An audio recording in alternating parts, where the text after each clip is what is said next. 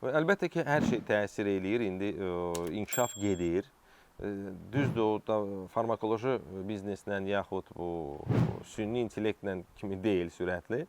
Amma bütün işlər gedir daha az invaziv bir əməliyyatlara. Yəni ki, kəsiklər balaca olmalıdır. Böyük bir kəsiklər olanda öz problemləri gəlib çıxardır. Xəstə əslində ancaq dərini görür. Amma dərinin altında əsas strukturlar dərinin altındadır.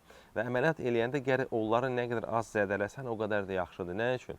Çünki biz bir əməliyyatla, bilirsiniz, 30, 40, 50 yaşda hər şey eləyəcəksiniz, amma yaşlaşma davam edir axı. 10 ildən sonra, 5 ildən sonra, 7 ildən sonra nəsə başqa bir əməliyyat lazım oldu və dəri altı strukturlar nə qədər incədirsə, yəni ki, nə qədər zədələnməyibsə əvvəlki əməliyyatla, o qədər də yaxşıdır. O qədər problem az olur.